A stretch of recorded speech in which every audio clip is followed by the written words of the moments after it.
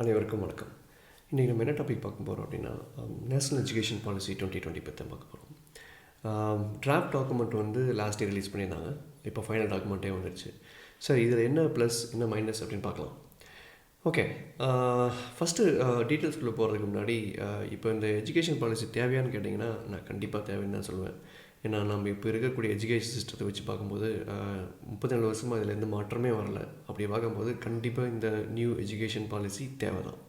But அதில் என்னென்ன சாதகமாக இருக்குது, என்னென்ன வந்து நம்மளுக்கு பாதகமாக இருக்கும் அப்படிங்கிறத பார்க்கலாம். ஃபஸ்ட்டு எடுத்தோடனே வந்து 10+2 அப்படின்னு இந்த நம்மளோட பள்ளி ஸ்ட்ரக்சரை வந்து 5-3-3-4 அப்படின்னு பிரிச்சிருக்காங்க. 3வது வயசுலேருந்தே வந்து ஸ்டார்ட் ஆகுது. அது மொதல் 5 வருஷம் வந்து ஃபவுண்டேஷ்னல் கோர்சஸ் அப்படின்னா எழுத படிக்க சொல்லிக் கொடுக்குறது ப்ளே பேஸ்டு தான். அது ஃபஸ்ட்டு 3 வருஷம் வந்து ப்ளே பேஸ்டு தான் சொல்லிக் கொடுப்போம். அடுத்த கிரேட் 1 அண்ட் கிரேட் 2 வந்து எழுத படிக்க சொல்லிக் கொடுக்குறது, கூட்டல் கழித்தல், நம்பர்ஸ் வச்சு விளையாடத்துக்கு கற்றுக் கொடுக்குறது, அந்த மாதிரி தான் சொல்லிக் கொடுப்போம்னு சொல்கிறாங்க. அடுத்து வந்து கிரேட் 3 to 5 அது என்ன பார்த்திங்கன்னா ப்ளே பேஸ்டு, டிஸ்கவரி கண்டுபிடிக்கிற மாதிரி, ஏதாவது activity based, interactive classroom session மாதிரி தான் வச்சுருப்போம் அப்படின்னு சொல்கிறாங்க. அடுத்த கேட்டகரி 6 to 8, கிளாஸ் 6 to 8 என்னென்னா வந்து experimental learning in science and மேத்தமெட்டிக்ஸில் வந்து செய்முறை செஞ்சு பார்க்குற மாதிரி ப்ராக்டிக்கலாக தான் வந்து டீச்சிங் இருக்கும் அப்படின்னு சொல்லியிருக்காங்க. அதுக்கடுத்து 9 to 12 வந்து பார்த்திங்க அப்படின்னா மல்டி டிசிப்ளினரி ஸ்டடியாக இருக்கும். என்னென்னு பார்த்தீங்கன்னா நம்ம 10th அப்புறம் வந்து 11 and 12 வந்து நம்ம கோர்ஸ் எடுப்போம். சயின்ஸ் கோர்ஸ், ஆர்ட்ஸ் கோர்ஸ் உள்ள போகும், பயாலஜி, கம்ப்யூட்டர் அந்த மாதிரி பிரியும். இப்போ வந்து இனிமேல் அந்த ஆர்ட்ஸ் சயின்ஸ்னு பிரிவே இல்லை. ஒரு பயாலஜி படிக்கிறவங்க வந்து காமர்ஸும் படிக்க முடியும், ஹிஸ்ட்ரி படிக்கிறவங்களால ஃபிசிக்ஸும் படிக்க முடியும். ஸோ அந்த மாதிரி வந்து மல்டி டிசிப்ளினரியாக கொண்டு வந்திருக்காங்க. இது ரியலி உண்மையிலே வரவேற்கத்தக்க ஒன்று தான். அடுத்து என்னென்னு பார்த்தீங்கன்னா வந்து ட்ராப் அவுட் ரேட்ஸை குறைக்க போகிறோம்னு சொல்லியிருக்காங்க.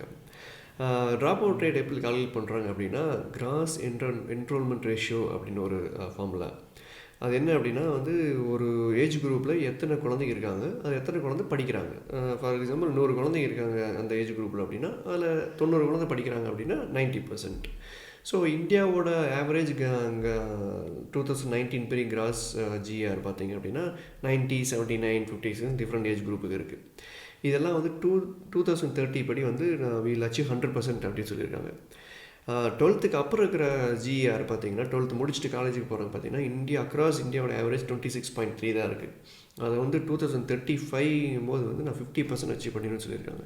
இதுவுமே வரவேற்கத்தக்கது தான். அப்புறம் வந்து 3 லாங்குவேஜ் ஃபார்முலா கொண்டு வர போகிறோம்னு சொல்லியிருக்காங்க. Without imposing any specific language. ஒரு மொழியை வந்து கட்டாயமாக்க மாட்டோம், ஆனால் 3 மொழி கொள்கை கொண்டு வரோம்னு சொல்லியிருக்காங்க. இது வரவேற்கத்தக்கது தான். தமிழ்நாட்டில் இது நிறைய எதிர்ப்பு இருக்குது, பட் ஆனால் என்னை பொறுத்த வரைக்கும் இது வரவேற்கத்தக்கது தான். அடுத்து வந்து பைலிங்குவல் டெக்ஸ்ட் புக்ஸ் அப்படின்னு என்னென்னா, இப்போ எல்லாமே இங்கிலீஷ்லேயே இருக்கக்கூடிய புக்ஸ் எல்லாம் வந்து உங்களோட ஹோம் லாங்குவேஜ்லேயோ இல்லை மதர் டங்க்லேயோ இருக்கும். அப்படி கொண்டு வர போகிறோம்னு சொல்லியிருக்காங்க. இது ரொம்ப வரவேற்கிறது. டீச்சிங்கும் அதே மாதிரி டீச்சிங் மெட்டீரியலும் இங்கிலீஷில் இல்லாமல் லோக்கல் லாங்குவேஜில் மதர் டங்க்லேயோ அல்லது ஹோம் லாங்குவேஜில் கொண்டு வர போகிறோம் அப்படின்னு சொல்லியிருக்காங்க. இது இல்லாமல் வந்து கிரேட் 8க்கு அப்புறம் 9, 11, 12 வந்து போகும்போது அடிஷ்னலாக ஃபாரின் லாங்குவேஜ் கற்றுக் கொடுக்க முடியும்னு சொல்லியிருக்காங்க. அடுத்த பாயிண்ட் என்ன பார்த்தீங்கன்னா அசஸ்மெண்ட். எப்படி அசஸ் பண்ண போகிறோங்கிறது இப்போ இருக்கிற அசஸ்மெண்ட் எல்லாமே வந்து மெமரி பண்ணி படித்து படிக்கிற மாதிரியே இருக்குது. ஸோ இனிமேல் எங்களோட அசஸ்மெண்ட் எல்லாமே வந்து உங்களோட கான்செப்ட் நீ கற்றுக்கிட்டியா அப்படின்னு பார்க்குறதா தான் இருக்கும் அப்படின்னு சொல்லியிருக்காங்க. உங்களோட ப்ரோக்ரஸ் கார்டை வந்து ரிவைஸ் பண்ண போகிறோன்னு சொல்லியிருக்காங்க. இப்போல்லாம் வந்து மார்க் பேஸ்டாக இருக்குது. இனிமேல் வந்து அது கிரேட் பேஸ்டில் இருக்கலாம். என்னோட எக்ஸ்ட்ரா கரிக்குலர் ஆக்டிவிட்டி, ஆர்ட்டு, பாடுறது, எழுதுறது, வரைகிறது, இந்த மாதிரி விளையாடுறது, இந்த மாதிரி விஷயங்கள்லாம் அதில் சேர்த்து 360 டிகிரி வியூ கொடுக்குறேன் அப்படின்னு சொல்லியிருக்காங்க. அடுத்து வந்து போர்டு எக்ஸாம்ஸ் வந்து ரிஃபைன் பண்ண போகிறோம், மாற்றி வைக்க போகிறோம். இனிமேல் கோச்சிங் கிளாஸ் தேவையில்லாமல் நீ போர்டு எக்ஸாம் அட்டன் பண்ணுற மாதிரி கொடுக்க போகிறோம்னு சொல்லியிருக்காங்க. இது வரவேற்கத்தக்கது தான். அடுத்து இது எல்லாம் சொன்னாலும் இதுக்கு ரொம்ப முக்கியமாக தேவைப்படுறது டீச்சர்ஸ். ஏன்னா டீச்சர்ஸ் தான் கடைசியில் டீச் பண்ண போகிறாங்க. ஸோ டீச்சர் எஜுகேஷன் பற்றியே நிறைய செக்ஷன்ஸ் பேசியிருக்காங்க. அவங்க என்ன பிஎட் வந்து எப்படி படிக்கணும், அவங்களோட எலிஜிபிலிட்டி டெஸ்ட் இருக்குது, அவங்க லேர்னிங்கை தவிர வந்து வேறு அட்மினிஸ்ட்ரேட்டிவ் ஆக்டிவிட்டிலாம் வந்து பண்ணக்கூடாது அப்படிங்கிற மாதிரி நிறைய சொல்லியிருக்காங்க. அப்புறம் வந்து 12th முடித்து போகிறப்போ வந்து இப்போ இருக்கிற ஹையர் எஜுகேஷன் டிகிரியெல்லாம் பார்த்தீங்கன்னா நீங்கள் அந்த டிகிரி முடிச்சிங்கன்னா தான் உங்களுக்கு சர்டிஃபிகேட். இல்லைனா வந்து நம்ம பாதியில் ட்ராப் அவுட் டைப் பண்ணிங்கன்னா உங்களுக்கு எதுவுமே கிடைக்காது. ஆனால் இனிமேல் வந்து ஃபஸ்ட் இயருக்கு ஒரு சர்டிஃபிகேட் இருக்குது, செகண்ட் இயர் டிப்ளமோ இருக்குது, தேர்ட் இயர் ஃபோர்த் இயர் முடிச்சிங்க அப்படின்னா உங்களுக்கு சர்டிஃபிகேட்ஸ் இருக்குது. ஸோ இது வந்து 2 வகையில் ட்ராப் அவுட் ஆகி முடியாமல் போகிறவங்களுக்கும் நல்லது, பாதி படித்ததுக்கு. இன்னொன்று வந்து நீங்கள் பிரேக் எடுத்து படிச்சுக்கலாம், அப்படி ஒரு ஆப்ஷன் இருக்குது. இது ஒரு நல்ல விஷயமாக தான் பார்க்குறேன். இதுக்கு அடுத்து வந்து நம்மளோட நேஷனல் ரிசர்ச் ஃபவுண்டேஷனுக்கு வந்து இது வரைக்கும் நம்ம ஸ்பெண்ட் பண்ணுற ஜிடிபி வந்து 0.9% தான். இப்போ பார்த்தீங்கன்னா வளர்ந்த நாடுகள் அமெரிக்காவோ சவுத் கொரியாவோ 4% அவங்களோட ஜிடிபி ஸ்பெண்ட் பண்ணுறாங்க. இதனால தான் அவங்க more of product orient companies எல்லாம் அவங்க நிறையா இருக்குது. நம்ம இன்னுமே சர்வீஸ் ஓரியன்ட் கம்பெனியாகவே இருக்கும். ஸோ இதுக்கு வந்து இந்த ஜிடிபி வந்து 0.9 வந்து 2% இன்க்ரீஸ் பண்ணுறதுக்கு ரெக்கமெண்ட் பண்ணியிருக்கோம்னு சொல்கிறாங்க. இது எல்லாமே நல்ல விஷயம். ஸோ இதில் எல்லாமே வந்து ஐடியாஸ் சொல்லியிருக்காங்க. ஆனால் இதில் எப்படி பண்ண போகிறோம் அப்படிங்கிற விஷயம் இதில் எதுலையுமே சொல்லலை. அதோட ட்ராபேக்காக பார்க்குறேன். ஆனால் இம்ப்ளிமெண்ட் பண்ண போகிறது நல்லா இம்ப்ளிமெண்ட் பண்ணால் இது எல்லாமே வரவேற்கத்தக்க விஷயமாக தான் இருக்கும். சரி, இது இல்லாமல் எனக்கு ஒரு சந்தேகங்கள் இருக்குது. அது வந்து ப்ளஸ்ஸாக வாங்கலாம், மைனஸாக வாங்கலாம். ஆனால் அதில் ஏன்னா கிளாரிட்டி கொடுக்காமல் இருக்காங்க. அதனால் அந்த மாதிரி விஷயங்களை பார்த்துருவோம். என்ன அப்படின்னா கிரேட் 6 to 8 வந்து ஹேண்ட்ஸ் ஆன் எக்ஸ்பீரியன்ஸ் கற்றுக்கணும் சம் ஜாப்ஸில். Like carpentry, electric work, metal work, gardening, இந்த மாதிரிலாம் சொல்லியிருக்காங்க. இது என்னென்னா அது கூட ஓகே. இன்னொன்று மெயினாக என்ன சொல்லியிருக்காங்கன்னா it's be decided by state and local கம்யூனிட்டின்னு சொல்லியிருக்காங்க. ஸோ அங்கே தான் வந்து எனக்கு ஒரு சந்தேகம் வருது. லோக்கல் கம்யூனிட்டி டிசைட் பண்ணணும் அப்படின்னா அர்பனில் இருக்கக்கூடிய ஸ்கூல்ஸுக்கும் ரூரல் இருக்கிற ஸ்கூல்ஸுக்கும் டிஃப்ரென்ஷியேட் ஆகிடுவாங்க. அவங்க அர்பனில் இருக்கிறவங்க அவங்க வந்து அந்த கம்யூனிட்டிக்கு பொறுத்த மாதிரி நான் வந்து மியூசிக்குள்ளே போகலாம், ஆர்ட்டுக்குள்ளே போகலாம், இல்லை ப்ரோக்ராமிங்குள்ளே போகலாம், ஆனால் டான்ஸுக்குள்ளே போகலாம். ஆனால் இங்கே இருக்கிற இவங்களை என்ன பார்த்தீங்க அப்படின்னா இது ஒன்லி கார்பென்ட்ரி, எலக்ட்ரிக், இந்த மாதிரி தான் போகிற மாதிரி இருக்குது. இது எனக்கு சரியாக புரியல. ஏன்னா இது அண்ட் எக்ஸட்ரான்னு வேறு போட்டிருக்கறனால இதுக்குள்ளே என்னென்ன உள்ளே வரும்னு எனக்கு தெரில. மியூசிக், ஆர்ட்ஸ் எல்லாம் இதுக்குள்ளே வருமா, இல்லை ஒன்லி இந்த லிமிட்டட்குள்ளே தான் இருக்குமாங்கிற ஒரு கிளாரிட்டி இல்லை. அதனால் இது எப்படி வேணால் எடுத்துக்கப்படும். அடுத்து வந்து ஸ்கூல் காம்ப்ளெக்ஸஸ். இந்தியாவில் ஆவரேஜாக ரூரலில் இருக்கிற ஸ்கூல்ஸில் வந்து 14 குழந்தைகள் தான் படிக்கிறாங்க. ஒரே ஒரு டீச்சர் தான் இருக்கார். அவர் ஒருத்தர் வந்து எல்லா சப்ஜெக்ட்டும் சொல்லிக் கொடுக்குறாரு, பெயர் எக்ஸ்பீரியன்ஸே இல்லாமல் அப்படின்னு சொல்லியிருக்காங்க. அது சரிதான். ஸோ அதனால் வந்து பார்த்தீங்க அப்படின்னா நாங்கள் ஸ்கூலை கன்சல்ட் பண்ணுறதுக்கான வாய்ப்பு நாங்கள் யோசித்தோம். ஸ்கூல் காம்ப்ளெக்ஸ்னு கொண்டு வந்து இந்த மாதிரி ஸ்மால் ஸ்கூல்ஸாக கன்சல்டேஷன் பண்ணுற மாதிரி யோசித்தோம். ஆனால் அது வந்து ப்ராக்டிக்கலாக இருக்காது. ஆனால் நாங்கள் கேர்ஃபுல்லாக இம்ப்ளிமெண்ட் பண்ணுவோம் அப்படின்னு சொல்லியிருக்காங்க. ஸோ இந்த இடத்துல வந்து இது எகைன் இம்ப்ளிமெண்ட் பண்ணுற போது வர்றது தான். ஸோ இது நீங்கள் ஒரு சில நம்மளோட objective of having the small schools என்னென்னா அங்கே இருக்கக்கூடிய குழந்தைங்களால ரொம்ப தூரம் ட்ராவல் பண்ண முடியாது, சரி பக்கத்துலேயே இருந்தால் வந்து படிச்சுட்டு போவாங்களே அப்படிங்கிறக்காக தான் கொண்டு வந்தது. இதை எடுத்துகிட்டு நான் ஸ்கூல் காம்ப்ளெக்ஸ் நீங்கள் ரொம்ப தூரம் ட்ராவல் பண்ணணுன்னா எப்படி ட்ராவல் பண்ணுவாங்க? ஸோ அதுக்கான அசசரிஸோ அதுக்கான இதோ கொடுக்காம நீங்கள் க்ளோஸ் பண்ணிங்க அப்படின்னா அங்கே ட்ராப் அவுட் தான் அதிகமாகும்னு நினைக்கிறேன். ஸோ இது எனக்கு கேள்விகளாக இருந்தது. அடுத்து வந்து இதில் எது எனக்கு வந்து சரியாக படாத விஷயங்கள் வந்து கொஞ்சம் இருக்குது. அதில் முக்கியமான முதல் என்னென்னு பார்த்தீங்கன்னா நேஷ்னல் டெஸ்ட் ஏஜென்சி மூலிமா நான் வந்து 12th ஸ்டாண்டர்டுக்கு அப்புறம் என்ட்ரன்ஸ் எக்ஸாம் கண்டக்ட் பண்ணுவோம் அப்படின்னு சொல்லியிருக்காங்க.